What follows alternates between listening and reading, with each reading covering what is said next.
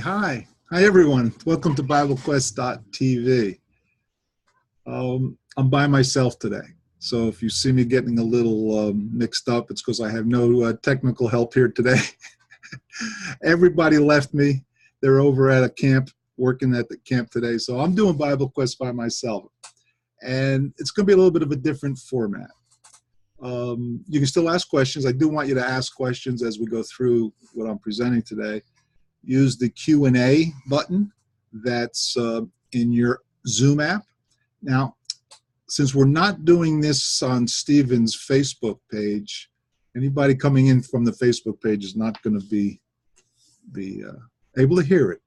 But I did make a post on his Facebook page saying, come on over here to the Zoom app, BibleQuest.tv. Okay, let me get started here. Make sure I have everything going. You guys can ask questions. In fact, it would help me a lot if you just go ahead and type in something in the Q&A box. Let me know that you can hear me, because there's no way I can tell right now if I don't have some feedback from you. Just open up the Q&A box, say something or type something in there, and I'll know that you're hearing me pretty well. Okay. Now, as we're going through this stuff, it's going to be a little different today. Okay, I do. Thank you, Emma, for telling me you hear me. Okay. It's going to be a little different today, like I said, since I'm by myself. I still want your questions to come in, and I'll keep the panel open here so I can watch them. But if I can't get to it before we close down, I will go through each of them. So last week on the show, I had mentioned how 4 people chose to be baptized into Christ. Let me just get my slides going here. Here in Honesdale. And that was an exciting day, as I mentioned it. Each one of them went into the nice, gentle waters of Lake Wallenpaupack. And, you know, over the following few days, though, from that, I started thinking, watch out. When I start doing that, I start asking myself questions. And so I thought that I would ask you guys in the audience some questions. What we have here from last week were 4 rational individuals who changed. They changed their thinking. They changed their very lives at that moment in time. First question, why? Why would they change who they are in regards to Jesus Christ? To become a different person. Basically, that's what it means to repent, to change. And why would anyone do that? Now, don't worry, I know some of you will be listening in on the podcast. Some of you are Christians, some of you are not. Those of you who are watching live or the podcast. So don't worry, I'm not going to ask anyone to change. I'm not going to ask anyone to believe in something other than what you already believe right now. But I will ask you a favor. I want you to consider something. Please hear me out. I need your help. I need you to help me to understand something. Certain things in the past happened that cannot be explained, at least not easily. It can't be quickly dismissed, and yet most people dismiss it. I suspect that some of you did at one time, or maybe still do. I know I did. I dismissed it at one time. And so here's what I want us to do.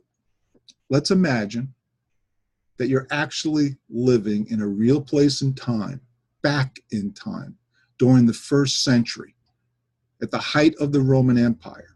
And you've been hearing reports about a man. Maybe you even saw him. His name is Jesus. And he's going from town to town. And let's just pretend that, well, you're really not paying too much attention to him or what he's saying. But you start becoming aware of the controversies and the turmoil that's surrounding him. And then the authorities, they arrest him. They put him on trial, and he's executed. You're aware of all this because it's not something that was done under a rock. There's more than one man involved in this. There were a lot of people involved in all of this. Now the story gets crazy, though. We're living, imagining, you're helping me out with this, right? Pretending we're in the 1st century. You've gone through all of this, listening and following this man to some extent. He's dead, and the story gets crazy. Because after his execution, you're just going about your normal daily life, and then you hear these crazy rumors around this man. He came back from the dead. Really? That doesn't make any sense. Then let's say that personally you know someone, one of the witnesses who claimed they actually saw him, this man who was executed on that horrible cross, hanging there, bleeding, gasping for his final breaths. And then finally, as the authorities, the Jewish authorities and Rome intended, he died. But now he's back from the grave, walking around and talking to people.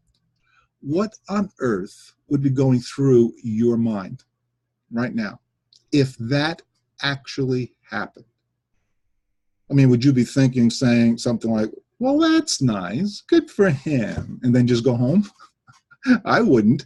I'd be saying things like, well, hold on a minute. I need to talk to this guy if that happened, right? I've got to find out what's going on here. If he came back from the dead, what about me? Can I? What about my family and others? Or something like that. I don't know what I'd be thinking. I could barely imagine what that experience would have been like. But the truth is, the resurrection of Jesus Christ is the cornerstone of this religious movement called Christianity. It's at the heart of it all, right? But did it really happen? Or is it just something that somebody invented? They made it up.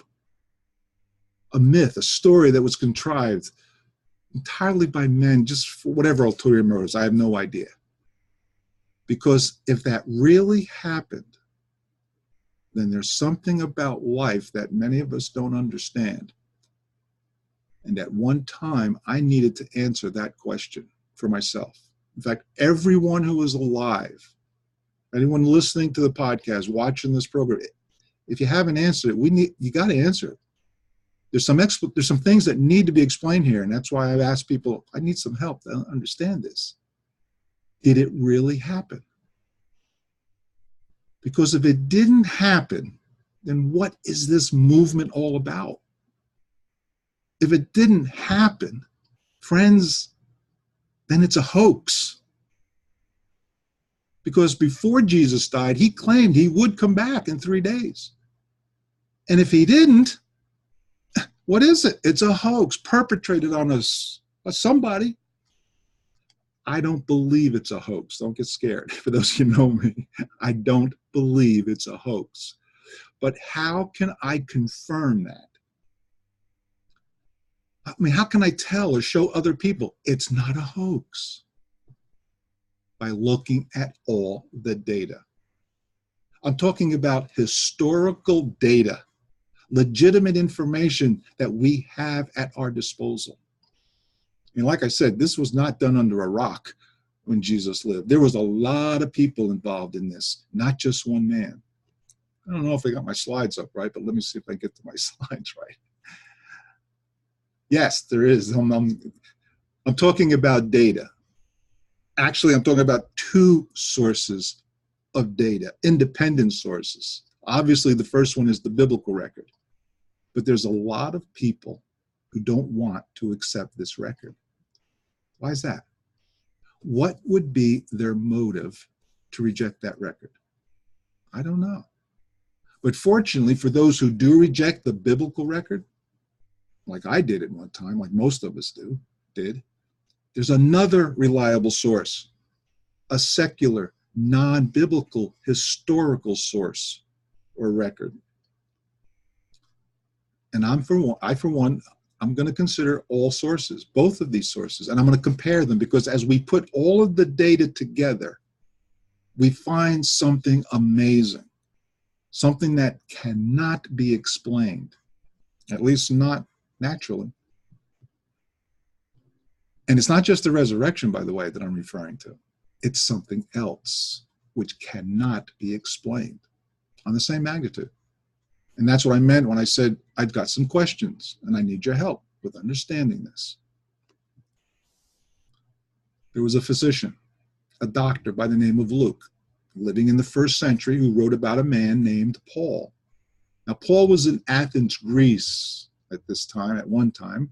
He was waiting for his two friends. And we're talking about the great city of Athens, the center of Greek gods, the center of philosophy, the Greek philosophy. And as Paul was going through the city, he saw that it was full of idols, statues like these, monuments all over the place. And this bothered him because it went against his grain. And as he went through the city, meeting people, he was talking with them about the man, Jesus Christ, our subject. Now, we don't have to know a lot about Jesus to understand why these philosophies and the pagan gods provoked Paul, right? As he was going through the marketplace talking about Jesus, he ends up meeting some of these religious philosophers who actually worshiped these gods. And they heard Paul speaking about Jesus, and they asked him, come tell us, what is this new thing that you're talking about?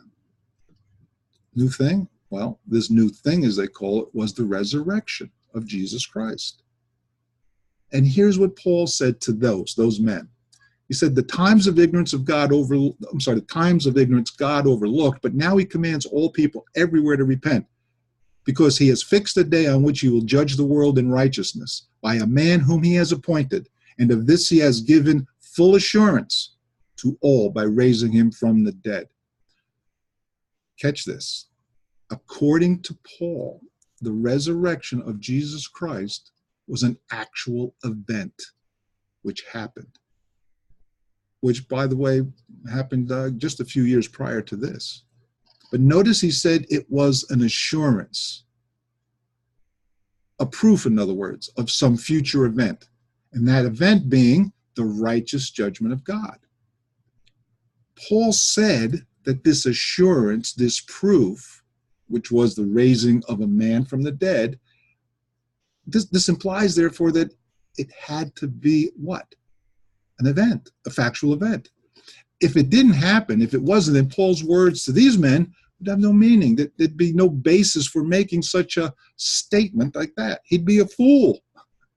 In fact, some of them thought he was a fool the moment he mentioned the resurrection. But we'll talk more about that in a minute. But that's what he's claiming here in verse 31. What he's saying, what's he saying? Because of this event, this man's resurrection, you guys can be sure that God's judgment will come. As far as Paul was concerned, the resurrection of Jesus was certain. It happened. Now, I find that interesting, because he also said something else, not only interesting, but astounding.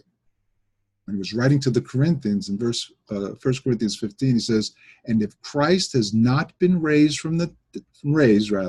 then our preaching is in vain and your faith is in vain. If Christ had not come back from the dead, then whatever Paul is saying is worthless. That's his words. In vain, worthless.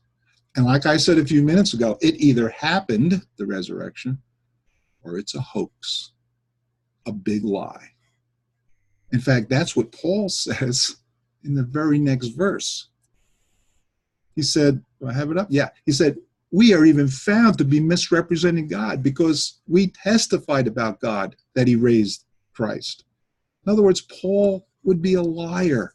And that's what misrepresenting God is about. But it means. And this means then you cannot trust his word. You cannot trust this Bible if the resurrection of Christ didn't happen. But that presents a problem for a lot of people today. How does anyone come to know the truth after 2,000 years? Because it says in this Bible, that's how I know it? Well, Paul said, if it didn't happen, you can't trust him or the rest of the apostles. They're all liars if it didn't happen. All right, let me state this first. I do not believe in blind faith. And I hope all of you who are watching or listening, I hope you don't believe in blind faith either. Rational thinking does not accept things claiming to be true without sufficient evidence. I've heard some call that the law of rationality, which basically states one ought to justify his conclusions by adequate evidence. Therefore, it's either true that Christ was not raised from the dead. Or it's true that he was. One of those statements is irrational. If it's not based on adequate evidence, it's irrational. So let's look at some facts. First of all, crucifixion was not just a means of torture or a means of executing someone. As horrible as that was, its purpose went way beyond that. It was about destroying the man as a human being, destroying his reputation, destroying him morally, physically, and humiliating him beyond measure. That's what its purpose was, to make a show of it so that you would not consider doing anything against the Roman Empire. If you ended up on that cross, you were a worthless criminal, and everyone knew it. So the question becomes, did Rome succeed in destroying Jesus' reputation? You may be surprised. They did. They did destroy his reputation completely, and we have evidence that indicates that. Some of you may have seen this piece before, right? It's if you've been in one of my classes, online Bible classes, it's called Alexamenos Graffito, and it was discovered in 1857. And what it is, it's an inscription carved in plaster that was on a wall in a home or a structure near ancient Rome. And today it's in the Roman Museum. Anybody can go see it and look at it. Now, historians date it around 200 AD. Did I have that up there yet? I've got to keep my slides up. Sorry about that. But anyway, 200 AD is when historians say that this thing is from. And that makes it the oldest surviving physical evidence of Jesus hanging on the cross. However, this is not a religious icon. It wasn't intended to elicit awe or worship. The inscription says, Alexamenos worships his God. This is a mockery of a Christian named Alexamenos. And it's a mockery of a God who would die the shameful death as a criminal on the cross. Here's a version with the background noise removed. Notice the donkey's head on the human figure. Did I just pass it up? Yeah, there it is. Sorry about that. There's that donkey's head on the, yeah, there it is. Okay. This was meant to mock.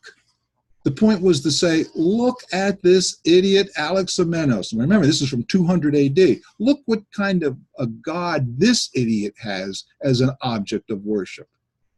Yeah, Gentiles, they worship gods. Who did they worship? They worshiped the sun god, gave them warmth, heat. They worshiped the harvest god because it gave them food, gave them fertility. But a God on a Roman cross? No. This is unthinkable. To a Gentile, this was pure foolishness. Jesus' reputation was destroyed in the eyes of Gentiles because of that cross. It was proof that there's no way that this man can be of any importance, no value to this man's life whatsoever. He was dirt hanging on that cross. That's all the proof they needed to know that there was no way he was sent from God. The whole world, including his closest friends, deserted him, and they looked at him in shame, which begs the big question. Why didn't this name, Jesus, disappear into oblivion, never to be remembered again? Why wasn't it forgotten, just like the thousands of others who were crucified by the Roman Empire as worthless criminals? What caused his name, above all the others, to continue on? And in fact, not only continue on, became a household name for nearly 2,000 years, in spite of the fact of his shameful death. Can someone please explain this to me? Could it have been this? His resurrection? The fact that Jesus' name did not disappear into oblivion makes no sense at all if he didn't rise from the grave. When they found the empty tomb, that changed everything. When eyewitnesses saw him walking the earth and talking with people, that changed everything. In fact, there were over 500 witnesses who saw him at the same time. You don't believe that? Well, why should you? Remember the law of rationality? Yeah, let me bring that one up. Okay. I want you to meet Pinchas Lapid. He's an Orthodox Jew, Jewish historian, Old Testament scholar, very intelligent man. And as a historian, what's his job? It's his job to investigate all the details that you can, evidence that you have and you can find about the things of the past. And he wrote a book, and in the book he says something like this, quote, I accept the resurrection, not as an invention of the community of disciples, but as a historical event. If the resurrection of Jesus from the dead on that Easter Sunday were a public event which had been made known, not only to the 530 Jewish witnesses, but to the entire population, all Jews would have become followers of Jesus. What's he saying? He's saying that if there were more than the 530 witnesses who saw him, in other words, the whole population, if they all saw him, there'd be no room for Judaism. They all become Jesus followers. That's powerful, wouldn't you say? But he said even more.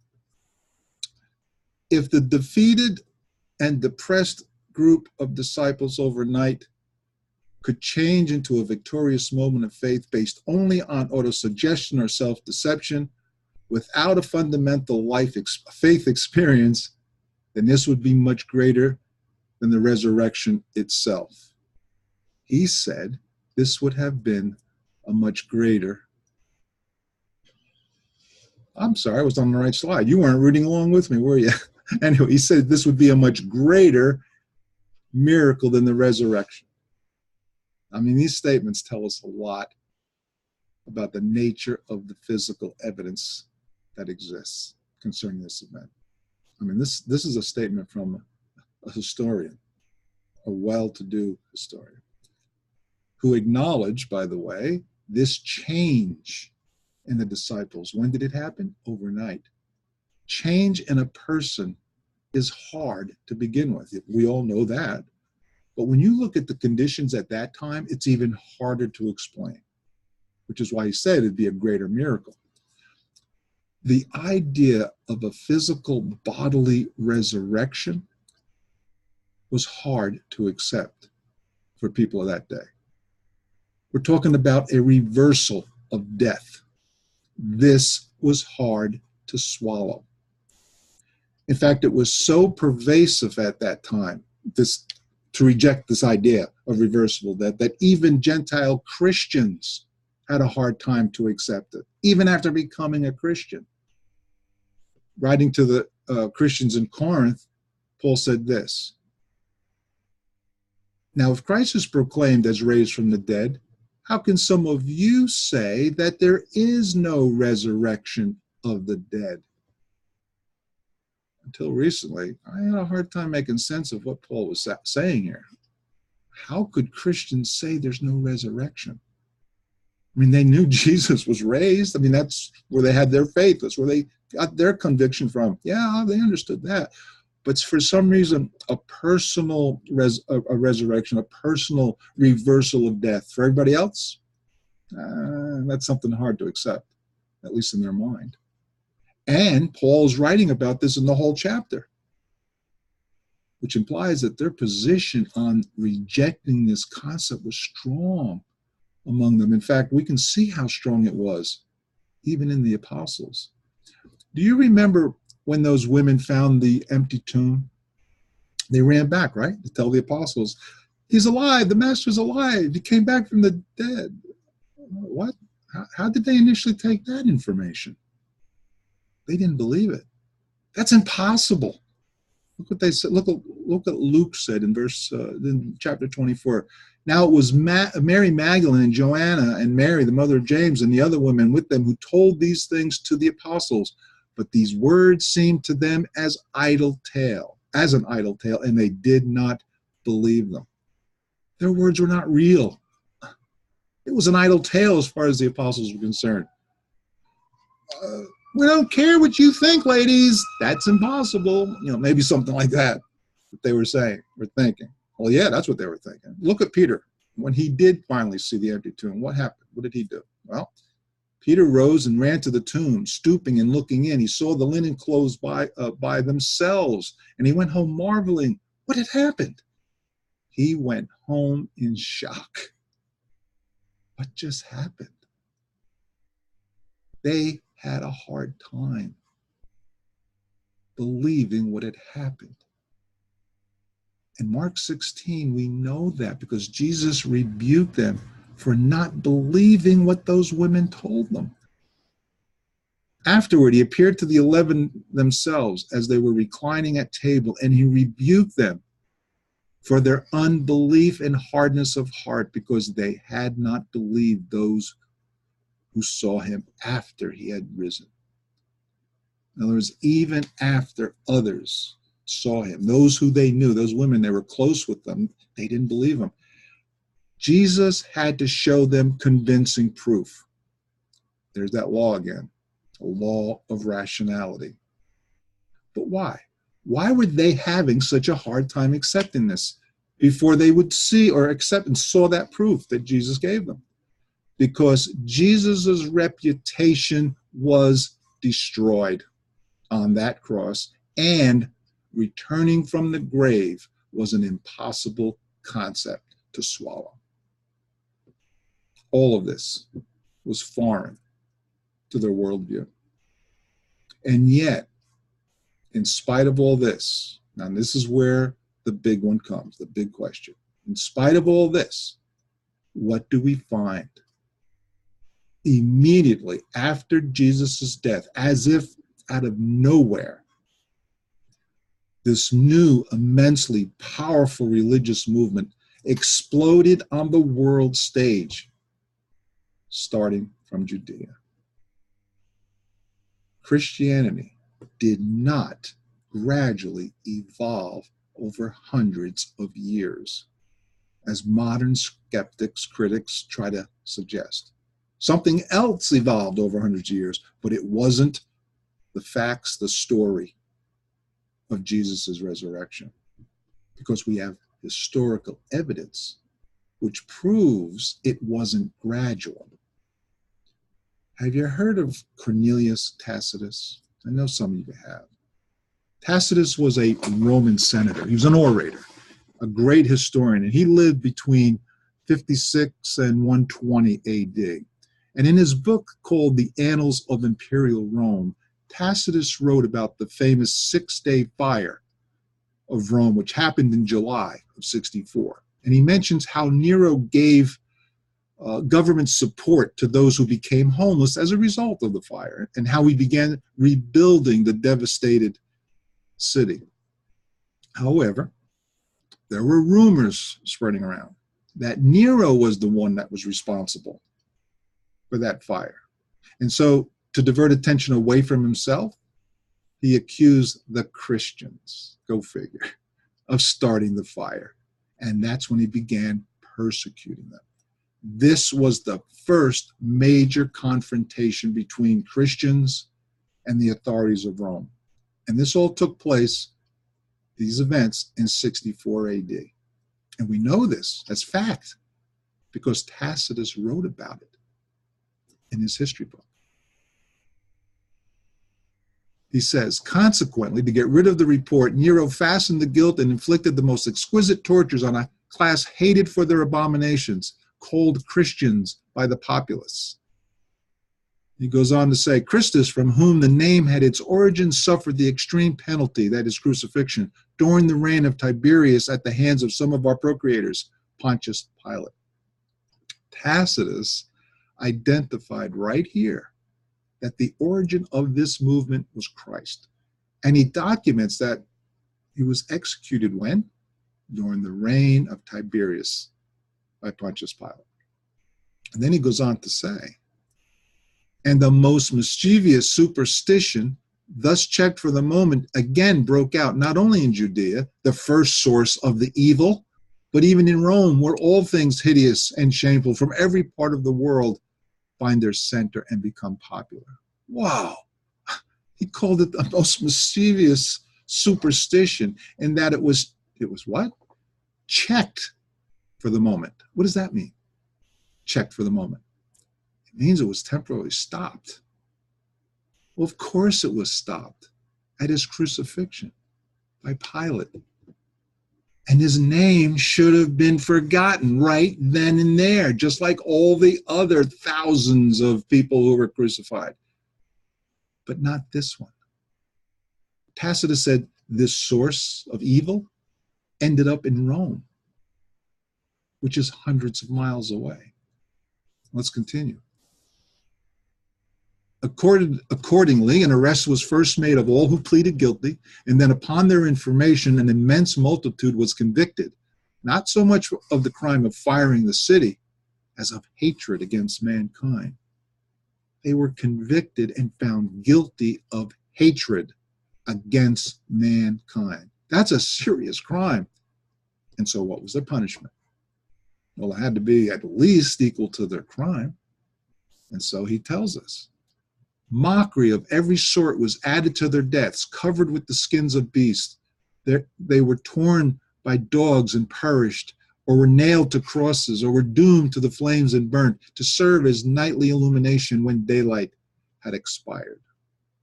Friends, this is history. This is not the Bible. Historical, documented evidence of the existence of Jesus Christ, first of all, the existence of his crucifixion, the event of his crucifixion, and of this new explosive movement called Christianity. How many years did it take for this movement to end up in Rome, all the way from Judea? I'm talking about reaching the size. We're talking thousands of people. The size that Tacitus claimed it was. How long did it take? Less than 30 years. The complete story of Jesus, including his resurrection, did not take 300 or 400 years of Christian evolution, as critics try to tell us. 30 years. And so my questions, I got more. What caused that to happen? What was it that drastically changed their worldview? What changed their lives? To accept that hatred, willing to be persecuted and put to death like this. I mean, this was not made up. These are historical events that need explaining. And Tacitus, he was not the only one who wrote about these things either. We have Lucian of Samosata.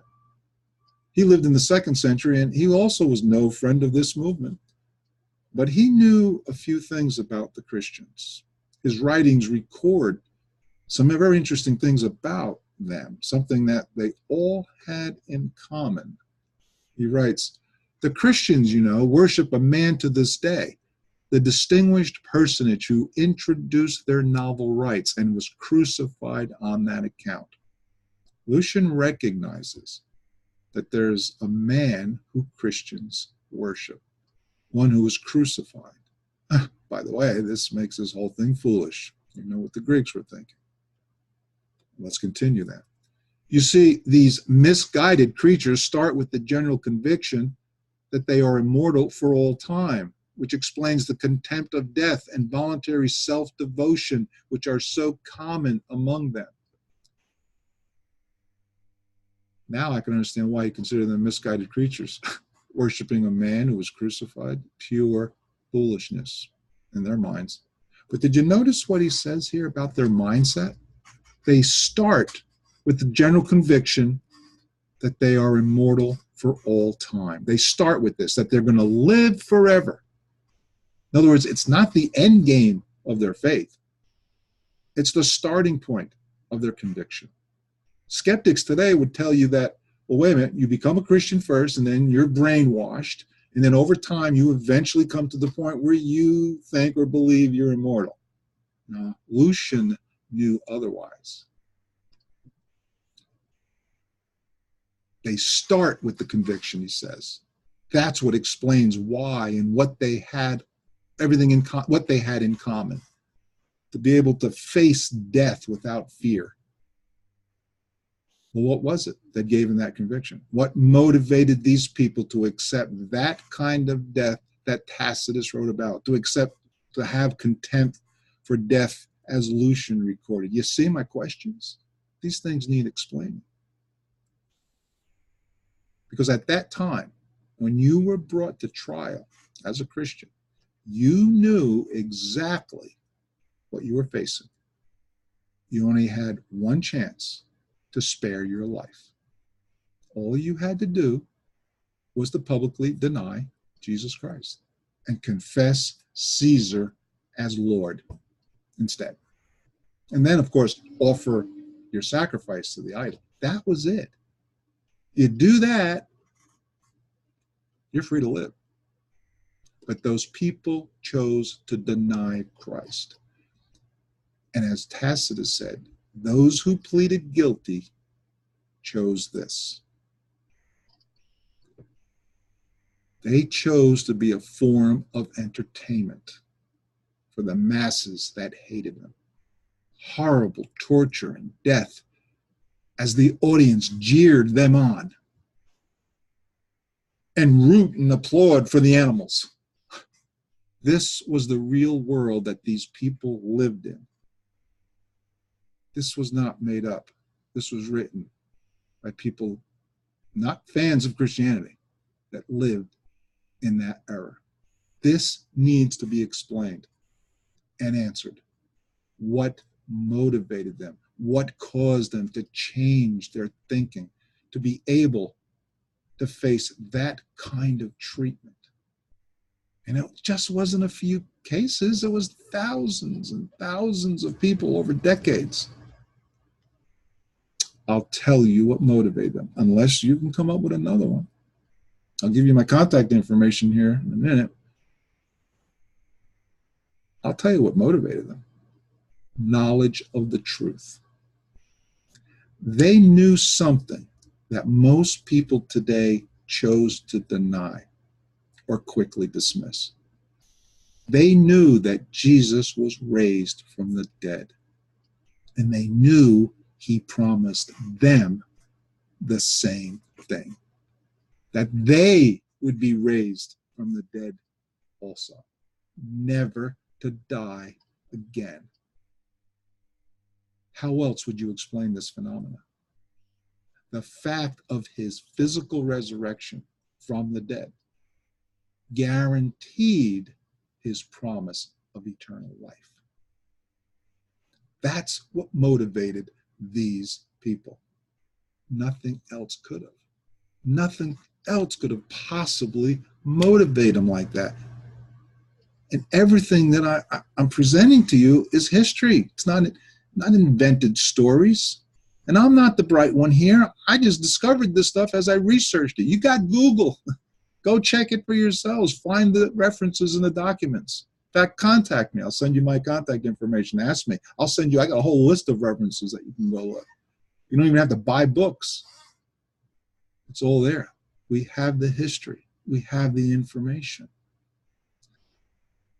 In fact, I'd go so far to say that it would be harder to believe that Jesus was not raised from the dead because of all the evidence that we have from that time period. That would be irrational. That would be blind faith. Well, I'm in awe of the risen Jesus Christ, the Son of God. I'm in awe because his offer of eternal life is still valid today. And we have adequate evidence to come to that conclusion. Any questions? I hope you have questions. I said a lot of stuff, I know, and went through it probably quick. Got a few minutes left of the program. Anybody have any questions? Let me put up my information here. Here's all of our information at BibleQuest. Obviously, as I told you when we started, Scott Jeff and Steve, and they're not with me today, so I took it upon myself to just do the format a little differently today.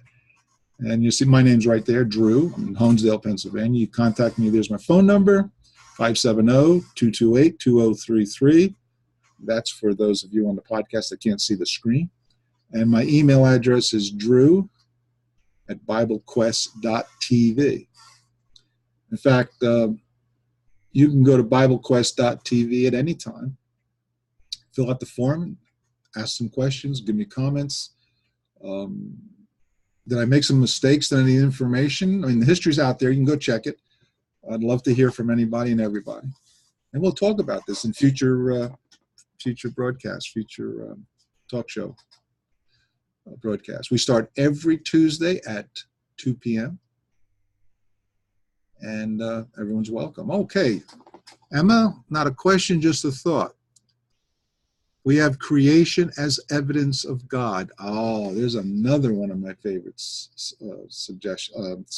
Yes.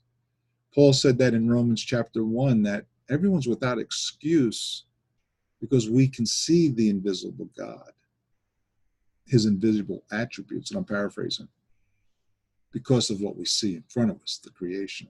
Where did this come from? Yeah, there's evidence for God as well. Yeah, you start putting all this together, and it becomes, I hate to say it becomes easier, but at least to me it does. It becomes easier to realize there is adequate evidence to come to the conclusion that Jesus was raised from the dead. Yeah, I didn't always believe that. And a lot of people still don't. I didn't always believe that, but it's there. The evidence is there. And anybody else? Let's see. I don't see anything on the Facebook page because we're really not broadcasting on Stephen's Facebook page.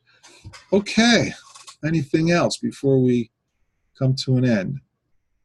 We do have a few questions in the lineup for next week. I don't have them here, nor will I address them right now because we want all the guys involved. Next week, we'll be picking up on those questions. But we do like questions and comments from the audience. That's what Bible Quest is all about, exploring the Bible from a number of different angles and thoughts and comments. Well, I can't chat with my colleagues here and spend the last few minutes chatting with them because they're not here, and I don't see any other comments coming in. I do thank you, though, Emma, for your observation, your comment, and I think we're going to end it for today. We're just about at the end, and I hope to see everybody next week. We'll have the whole crew on board next week, and come on in. The water's fine. Have a great week, everyone. Thank you also, Emma. Thank you. Bye-bye.